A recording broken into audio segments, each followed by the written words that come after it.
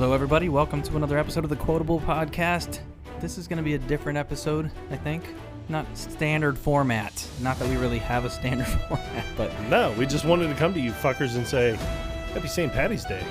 You know what? Let's go with that. Yeah. All right. Without further ado, it's the Boondock Saints, baby.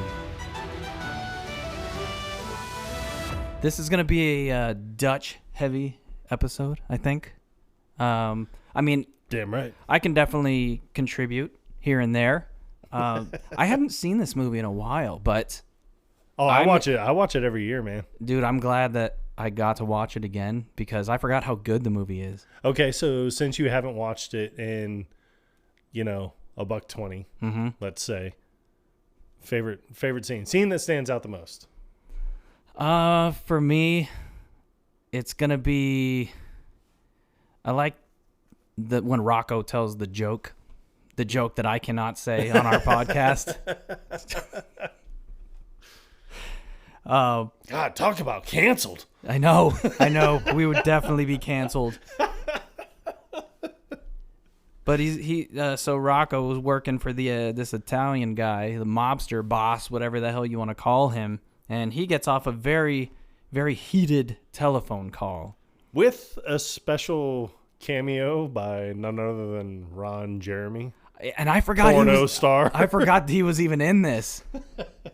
But I like how they do the moments where it's like, all right, let's do a freeze frame here, and then we're going to pop the guy's name on the screen and tell you who he is. Yeah. It's like some weird underground boss or mob boss, whatever.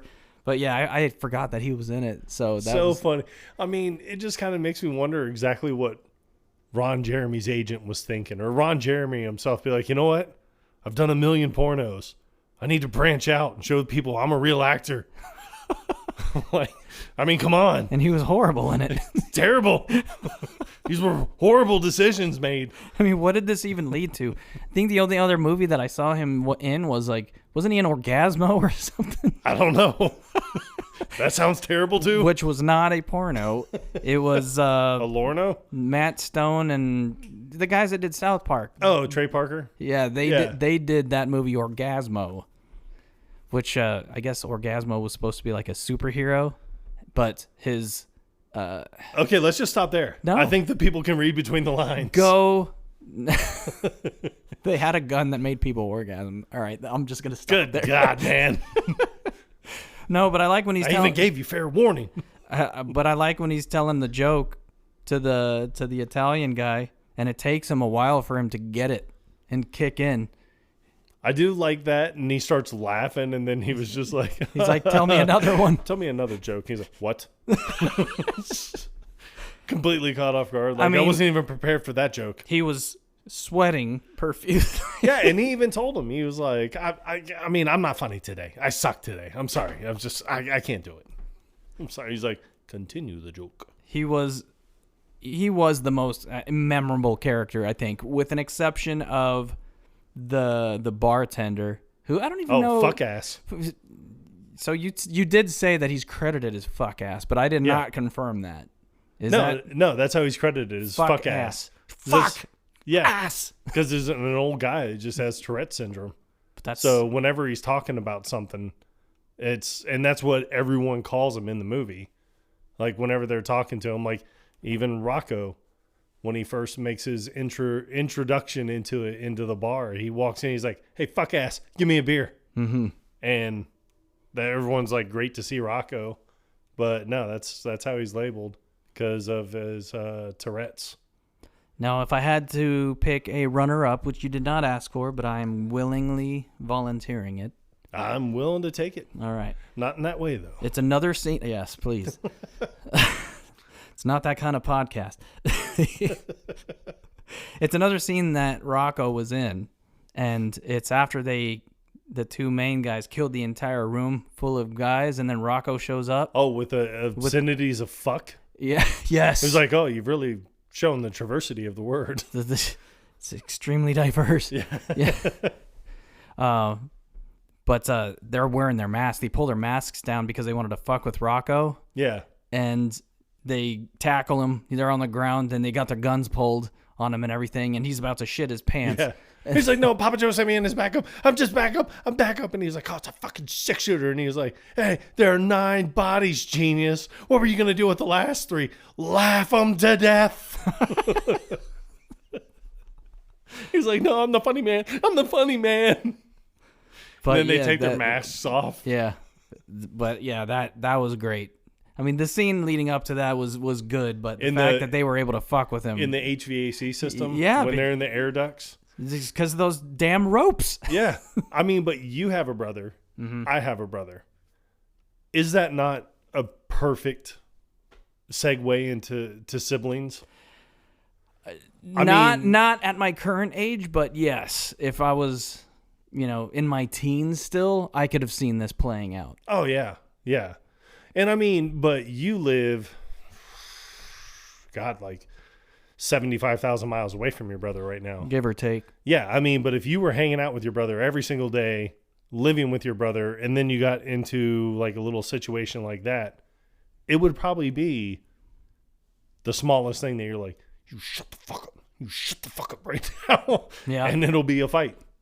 Well, I was telling you the other day that, and it's just the whole sibling thing that, and shout out to my brother if you're listening. And we're planning on possibly having him as a guest on the show. Oh, that'll be fun. It should be, right? Yeah. How much is that going to cost us? Oh, God. I don't know. Maybe we can ask for donations. Okay. I don't think it's going to cost us anything. I'm going to find a way. We have a GoFundMe, people. Yeah, it's gofuckyourself.com, I think. .org /The Quotable Podcast. HTTP. That way you know it's a secure site. And then go to file. I'm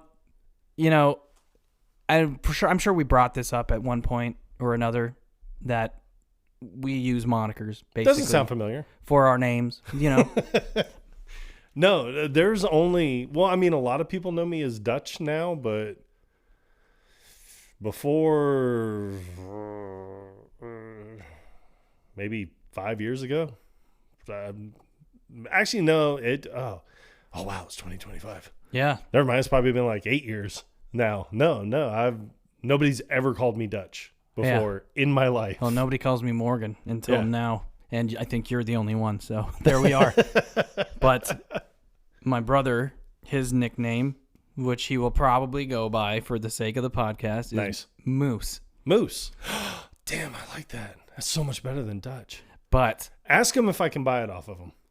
You probably won't want to after I tell you why. Okay.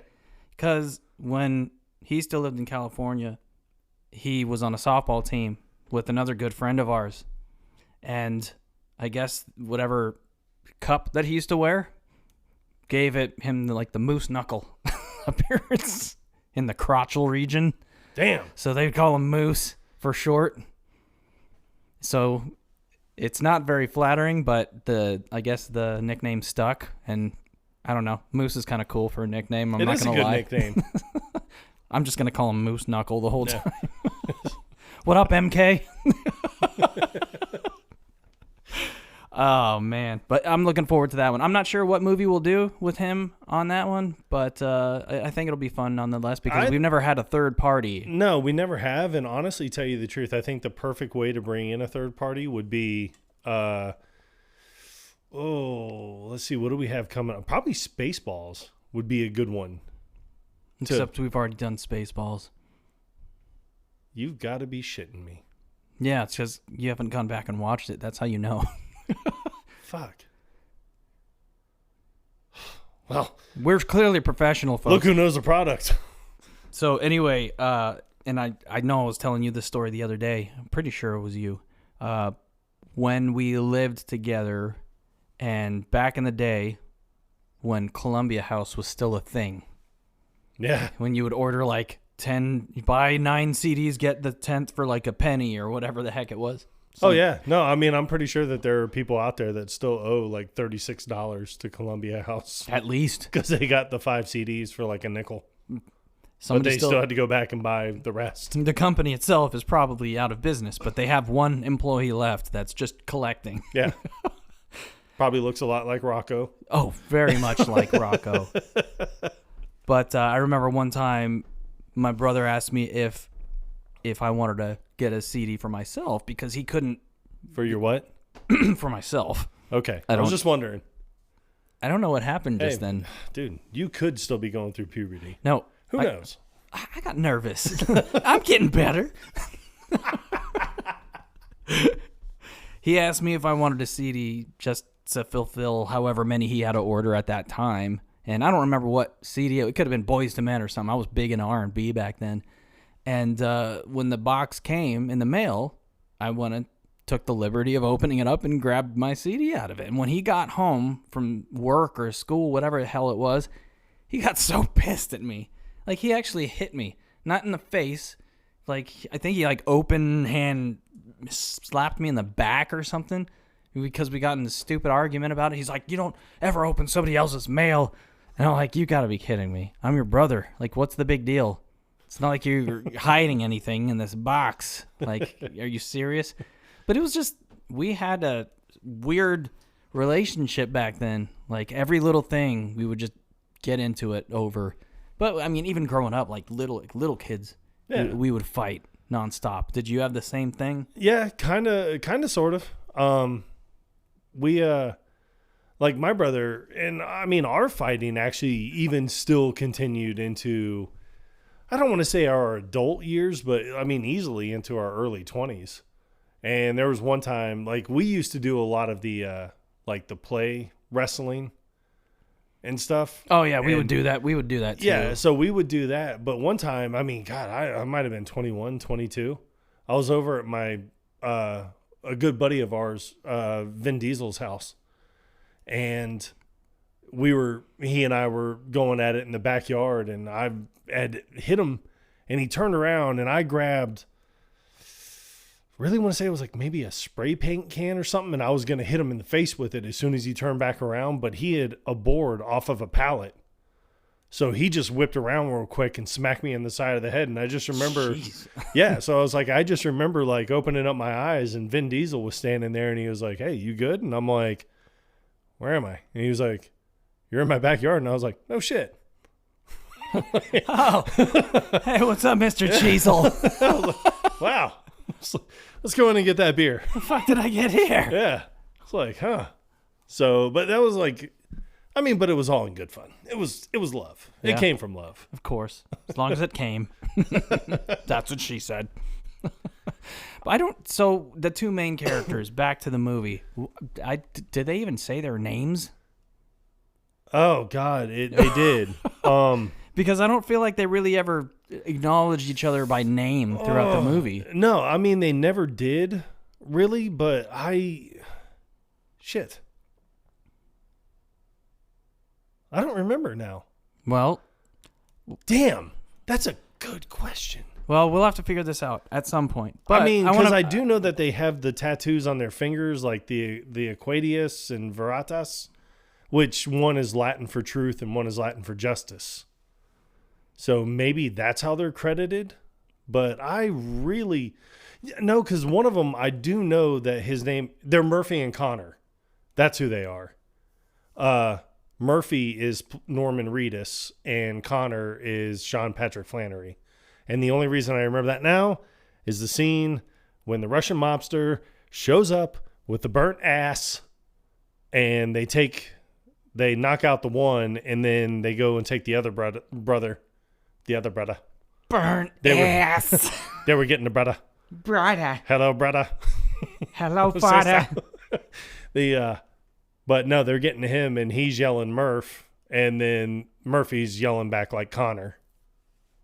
So they're Connor and Murphy. That checks out. Yeah. And I confirmed it on IMDb, so solid. Solid. I knew it would come to me. I like being able to fact check live, real time, even though we're not live streaming. Thank God that we have these little devices that are able to tell us answers that we need to know. I did want to turn the table and ask you the same question. What's your favorite scene? Honestly, I mean, the scene in the air vent really stands out. Another scene to me that I think is hysterical, and it's probably in 2025, it's probably a tad bit controversial. Oh, where he's in the gay bar? No. That scene is epic on its own, and I have a whole tirade about that scene coming up in a minute, my friend. All right, I'm looking forward to that. No, is at the very beginning when they're working in the meatpacking plant and they're training that beast of a woman. And I mean, you can tell that she's a lesbian and probably has been since birth, but she even has that tattoo on her neck that says untouched by man. Yeah. But tell me something I don't know. well, Connor's trying to tell her something, and he was like, well, the rule of thumb here is, and he's trying to tell her something about this meatpacking plant. And she's like, whoa. Rule of thumb? She's like, back in the 1800s, if a wife got out of line with her husband, it was legal for him to beat her as long as he used a stick that was no bigger than his thumb, which actually, that's true. It is true. I've heard that before. Yeah. But I like how he replies with a rule of wrist. Yeah, he's sitting there and he's looking at it. He's like, look at that. Can't do much damage with that now, can we? Perhaps it should have been a rule of wrist. And then she was like, I knew you two fucking micks were going to give me problems. And they're like, come on, look, it's St. Patty's. Like, it's all in good fun. And in all honesty, if you are going to have a job like that, now I work in a particular type of job. It involves a pole. It does? But no, like I'm a maintenance supervisor at an apartment complex. I fix things for a living. I grew up in working when I first started like my career choices was at a construction site. If you're going to be in that type of environment, maintenance, you're going to be in construction, you're going to be in something in a meatpacking plant surrounded by a bunch of other guys, you got to have some pretty fucking thick skin. Yeah. Or your feelings are going to get hurt. And if you have feelings, get out because you will die of heartbreak. So for her to be like, oh, this is ridiculous. And then she kicks Connor in the nuts, but turns around and Murphy just decks the shit out of her. But I like this supervisor because he's looking down and he's like, oh, fuck. Like this happens all the time. Well, somebody should have kicked her in the nuts instead because this is the third he-she I've been through this week. Not again. They don't exactly grow on trees. Yeah. Fuck ass. So, in the tirade about the bar, that scene alone is funny because he's trying to figure out exactly who these saints are. Willem Dafoe. Yes. He doesn't know who they are. He's a special agent with the FBI. And the way he treats Greeley throughout the entire movie is hysterical because he comes up with these theories. But Greeley, like the burnt-ass Russian, he has his theory of, okay, so these guys are just walking home from the bar like, and he's like, oh, then all of a sudden this huge fucking guy comes out of nowhere, bashes this guy on the head. You know why? Because his head's already bandaged. He's smart. See? Bam, take him out. And then he just beats the living shit out of this guy. But, because they're like, bandage on the ass. Like, he ain't going nowhere. Yeah, he's like, where are you going? Nowhere. So then you see Willem Dafoe sitting there and he's like, the guy's going up to sit here and be like, oh, hey, he's here. And he's like, nah, just let me hear his theory on this.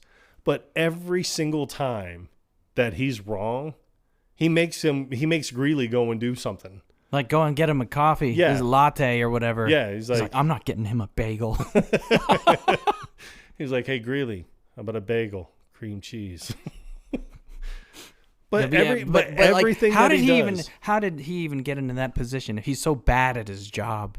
I don't know. I have no idea. I guess I don't know. I have no idea. I was going to try and come up with a joke, but I can't even think of anything that funny. But Willem Dafoe, his character he's so funny. He is. He really makes the movie, in my opinion. Yeah. Aside from Rocco, but when they get back to the police station, what that line that he says, but he does it in that funny voice, and he's like, That's such a big freaking guy. Yeah. Like, what is... I can't remember what the line was exactly. Yeah. Because he was talking about how it was two people that did it. They found out who lived in the apartment. And he was like, they're brothers. They're doing this. And then he was like, well, now we don't have to worry about the cops. Or he's like, we've eliminated the suspect. There's some huge freaking guy. A huge freaking guy. Who's just out here crushing people to death.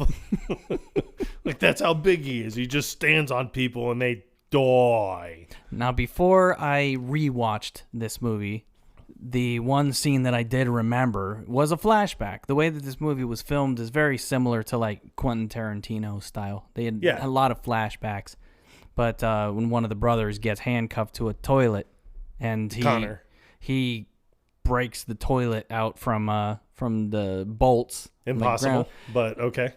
Somehow. Yep. He's human freaking strength. He's a huge freaking guy. He had to be.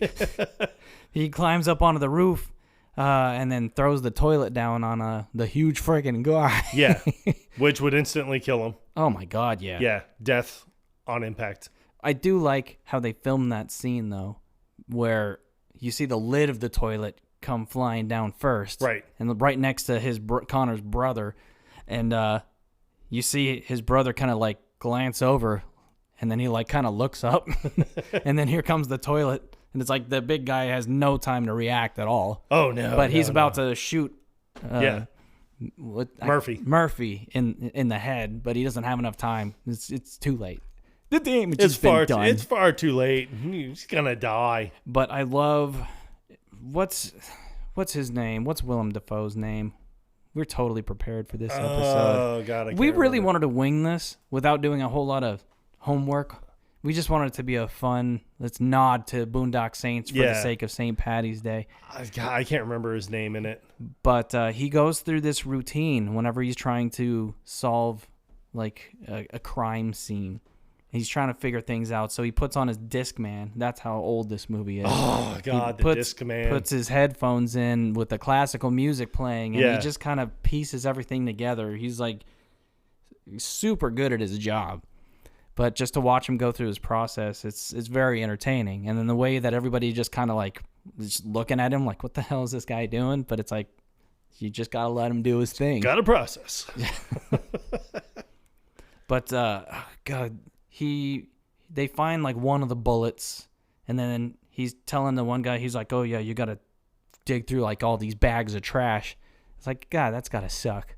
Yeah. Just to find one other freaking slug or whatever. Yeah, I mean, but you can leave no stone unturned. It's like, well, we found the one bullet, but we couldn't find the other one. He's like, well, check under the body. Yeah. It's like, there it is. Oh, there's the bullet. But I do like when after the murder happens with all the heads of the families or whatever in the hotel room when they fall through the AC system, and he gets the call. Willem Dafoe's character gets the call, and he answers. He's like, yeah, but he's in bed with another man, and the guy's like trying to cuddle on him, and he's like smacking him. And then he like kind of pushes him off. Yeah, he like pushes. He's like, yeah, what is it? And then I just wanted to cuddle. He's like, but he's in bed with another man. You can obviously tell that like something sexual has happened. But then he was like, and then the guy's like, I just wanted to cuddle. And he's like, cuddle?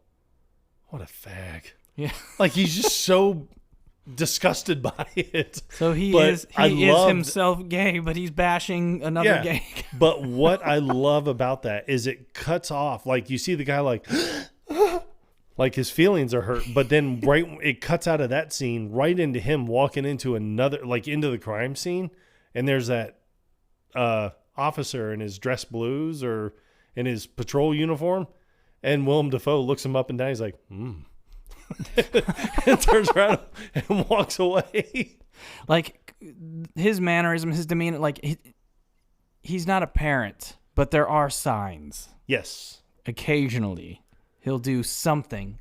He'll gesture in a way, or the way that he will phrase something, but he tries not to be obvious at all.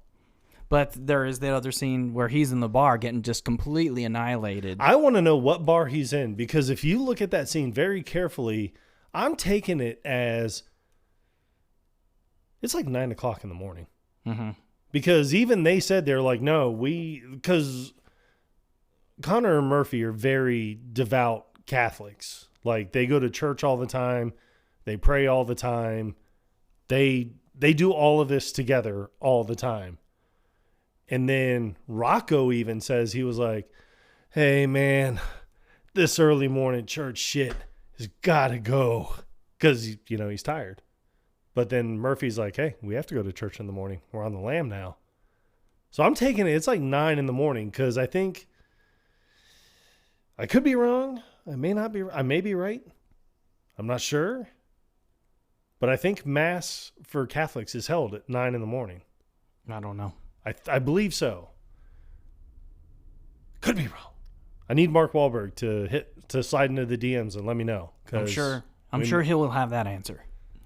But so they go to church, and Rocco's just waiting outside the church, and he looks down the street and sees Willem Dafoe's character just comes stumbling out.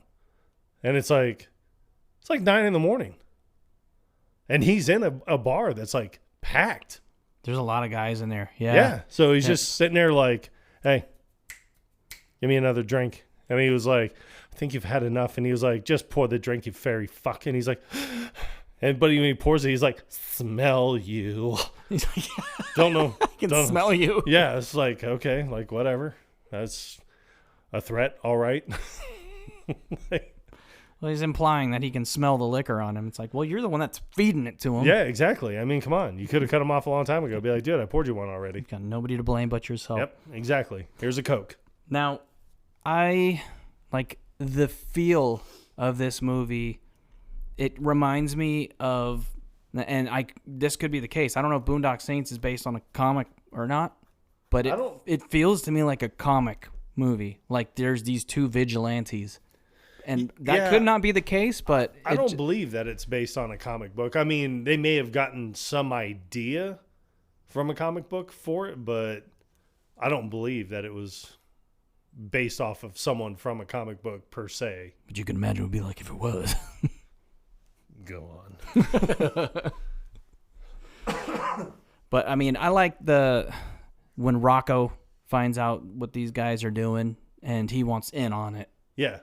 And, he's like, so how do you guys just pick? You just like pick random guys? But I just like it because he was like, I don't know, those first couple just kind of fell right into our lap. And he was like, no, he's like, yeah, I got addresses, I got names, I got phone numbers. We could kill everyone. He was like, come on, that's like your new thing, right? I love the way that he phrases that specific line, because he's like, oh no, come on, that's like your thing now, right? Yeah.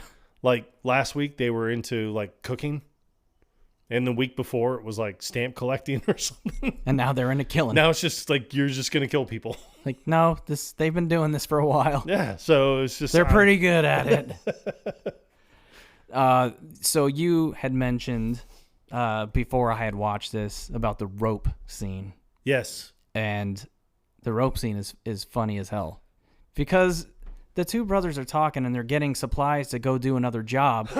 And Murphy, he mentioned something about a rope.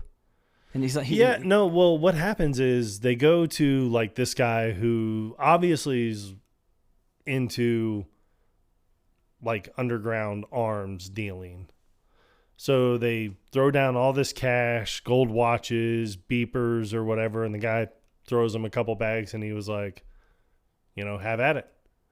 Turns on a light and they go into this room that is basically, what I can guess is, since it's an Irish movie, it's like part of an IRA network almost. I mean, there's guns everywhere, ammunition, all kinds of stuff. And while they're going through, Connor's like, you know what we need? Some rope. And then Murphy's like, yeah, well, like whatever, kind of brushes it off. And he was like, no, in the movies, like Charlie Bronson's always got rope. He's like, yeah. Oh, that's right. It was Connor wanted the rope, and he was right? like, well, he always ends up using it.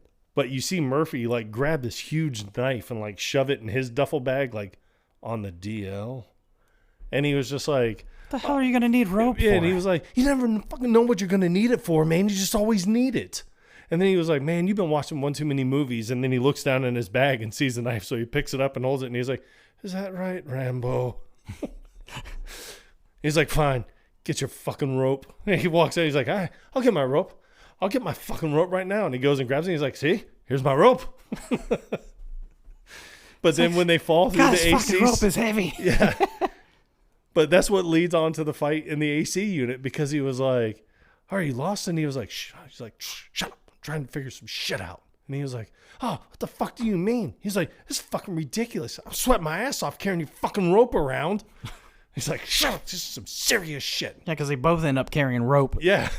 Don't know what they're going to use it for, but it actually works in their benefit. Yeah. They fall through the roof, kill all these people while they're hanging upside down, spinning around in a circle.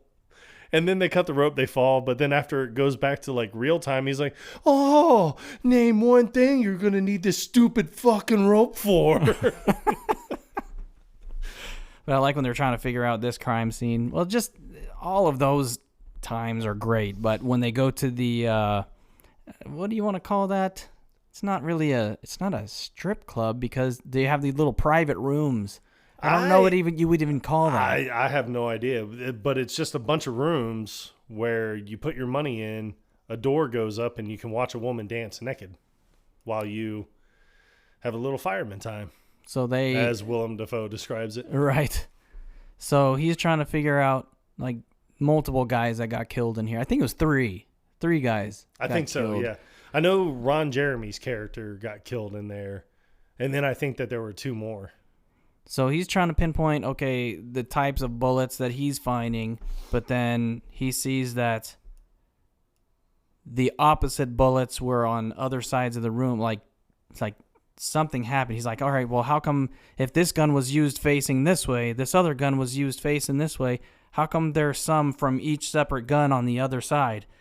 And as they're about to leave, he stops, turns back around, and then he crosses his arms over. Yeah. And he's like we got ourselves a fucking cowboy. But I like that it cuts back to Rocco, and he's like, Wyatt fucking Earp. Yeah. It's very appropriate. I do like that when it leads up to that scene, and you see the girl, and, you know, she passes out from them killing Ron Jeremy's character, and Rocco sitting next to her, and her tit is out, and he just looks down, and you see him lick his lips, and he just keeps looking back at Connor and Murphy like, they're not watching, are they? So he just reaches over and starts grabbing her boob, and he shuts his eyes, and then they're like, what the fuck are you doing? And he stands up, and he's like, I'll tip her. But it's kind of, what makes it weird is he's wearing like a latex glove. Yeah. Oh, God. So the scene where what's the guy, the old guy that they released from prison? I don't think he ever had a name. I thought he had like a nickname. But it was like El Ducho or something, like the Duke. Yeah, that's it. I think that's what they called him. And Rocco gets his finger shot off. I think Connor gets shot in the leg. Murphy, I think it's shot in the shoulder or the side of the arm or something. I think, I think so. The outer arm, the shoulder area, and then they all end up ironing each other. Yeah, to close cauterize the wounds. Yeah. But what's weird about that is like they don't even remove the clothes to do that. It's like, what if you iron your pants to your flesh? That would suck. But they did a pretty convincing job. I mean, they did. They filmed this in slow motion too, and then you can't hear them screaming, but they got like music playing loud just for dramatic effect. Yeah. As each of them are taking turns getting ironed, but it's not like a plug-in iron because they actually hold it over the stove. Yeah, it's one you have to set on the stove and heat up that way. But it's like, God, I can't. Oh, I cannot imagine. But I do like how they get the iron. Mm-hmm. And that scene is when Rocco, Murphy, and Connor are back at Rocco's place and they're drinking. And they're drinking and drinking and drinking. And then I think Rocco's like, I'm going to stand up to my boss. I'm going to tell him, I'm sick of this shit. I can't do it anymore. Like, I'm not your little errand boy. And he's like, that's it. I'm going to do it. It is fucking done. And slams his hands down on the table. Oh, and he shoots but the gun cat. goes off and the cat gets killed. And they're like, what the fuck? Like, what the fuck? What the fuck? He's like, oh my God. He's like, how the fuck did that just happen? But then when the girlfriend comes home and she's like, Skippy, like, come here, kitty. Like, come here, kitty. And then when Rocco comes busting back in, he's like, pack your shit. Like, he's grabbing objects that you don't need. Every random thing, yeah. Yeah, like he should be grabbing like clothes, money if you have it, like extra weapons if you have it. But he's grabbing like vinyl records and like throwing them in his bag. And then they're like, what's going on? And he was like, you need to get excited now, motherfucker. But he's holding the iron. So he throws the iron in the bag. And then that's when the girls are like, Rocco. And he's like, what? And she was like, where's my cat? And he was like, I killed your cat, you druggy bitch.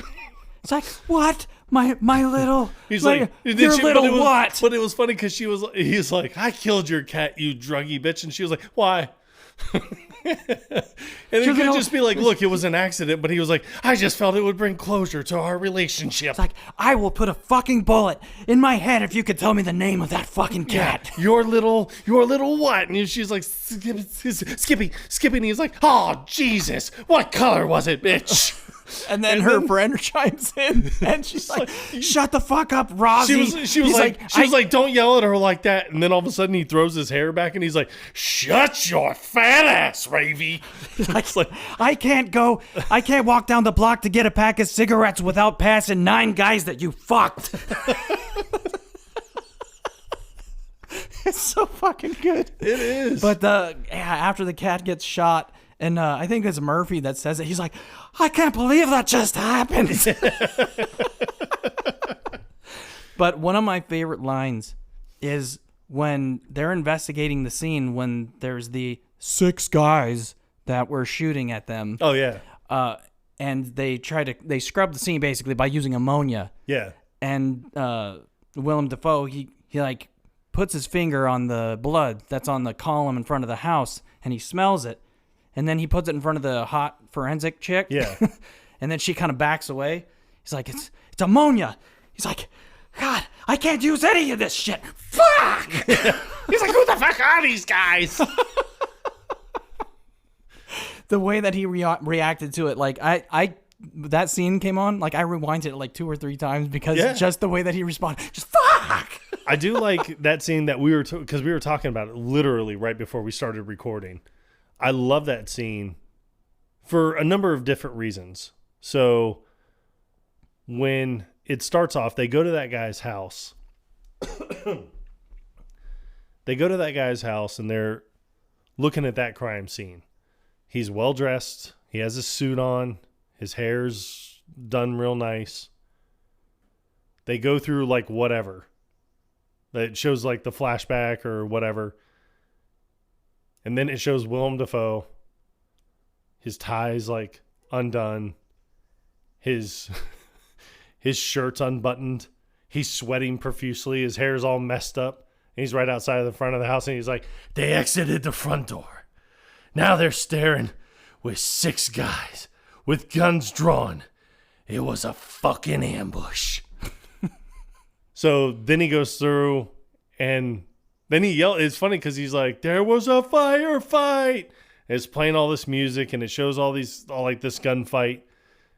And then afterwards, you see him with his hands on his knees at like the sidewalk. He's like,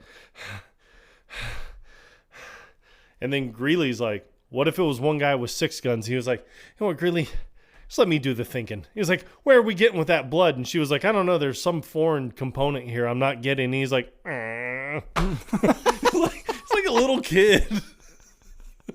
It's like he's so dejected. Like, can I go to the park, Mom? And she's like, no. He's like, What's great about the way that they do these scenes is because every time he's trying to figure out the crime scene, it does a flashback. It does the flashback that shows what actually happened. Right. But then in some cases, it does a flashback based on what he perceives happened. And in some cases, it shows him in the flashback itself. Yes. Like that, the guys that they're playing poker, which is kind of funny because you have to sit there and look at it and go, Greeley has to be right, because you're going to tell me that if you have 6 guys with guns drawn against 3 people, that there's not one dead body there. Yeah, the math ain't mathing. Yeah, so eventually you have to look at it and be like, maybe it was one guy with 6 guns. So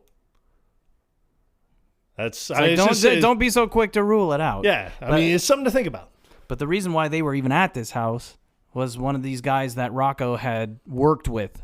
And he was a psychopath. Rocco just could not stand this guy. He's like, this was a real piece of shit. Yeah. He's like killed everybody. He went to this family's house and killed everyone in the house. Like it was insane.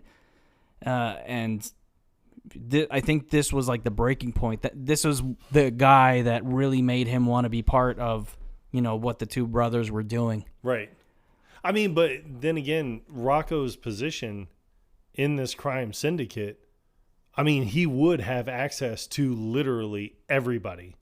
Like everybody they deem unworthy, or everybody that they sit there and say, no, you've broken the law. But I think they kind of look at it as like, you're not breaking the law. Like, I think it was more like you're breaking like God's law. So they were like, you shouldn't, like they were basically going off the 10 Commandments. Really, like you shouldn't rape, you shouldn't steal, you shouldn't commit murder. Like you shouldn't do all this stuff. Whereas, the actual law is a lot like that as well. Yeah. So vigilante justice, but Rocco wanted to be part of it. And I mean, totally understandable. Yeah. Because he has seen some shit. I mean, a lot of this movie here, I mean, it's a great movie. It is especially a great movie to watch every St. Paddy's Day. I mean, there are memorable quotes from it, but I mean, a lot of this is action-packed. I don't know about you, but I am a huge fan of the soundtrack. It had some good music in it. And I'm trying to... I don't remember a lot of the music from it, to be honest with you. Well, a lot of the music, like at the beginning, is very like upbeat and like St. Patty-ish. Like it has like that St. Patty kind of quality to it. But then like when it's serious and it's go time, like this is business, it's like really dark. But still, like I could see having one of the songs as a ringtone. Which one? I think it's when they're going to, I think the hotel, because it's like you hear like a dark beat, but then it sounds like monks kind of chanting in the music as well. I could probably find the song. It's pretty kick-ass. I can make it happen. I'm not going to lie. Yeah, but the problem with that is you won't want to pick up the phone because you'll want to have the song play out for you. Exactly. Everybody, just leave me a voicemail from now on. Yeah. Don't get offended. I will most likely call you right back. I just need to hear this song. Exactly. No, I mean, but all in all, I think for St. Paddy's Day, this is a great movie. Yep, and you've had traditions as far as movies are concerned, like the Planes, Trains, and Automobiles one that you watch for Thanksgiving. Yes. That was your tradition. I think because of you, that might be one for me, and I think Boondock Saints, I can see myself watching this on a yearly basis for St. Paddy's Day. I have no problem with that. Yeah. It's such a great movie, though. It was really good, and it's even those action. There's a lot of violence. It's very bloody, very vulgar, but it's funny too. So it is. Any runners up before we close this one out? No, I mean nothing I can think of because I don't want to give any like type of spoilers away or anything like that. I mean the movie's only 20 years old. Yeah. So. Actually, oh God, no! It's longer than that. I think it's 2001, wasn't it? No, dude, I think this is like a late '90s movie, like '99, possibly. 99. Yes, yeah, 99. So it's only 26 years old, people. Yeah, I mean, You know, I won't give any spoilers out just yet. But we'll recap maybe next St. Paddy's Day, and we'll throw out all the spoilers there, because I'm not sure if you're aware of this, but there's a Boondock Saints 2. I am aware. Called All Saints Day.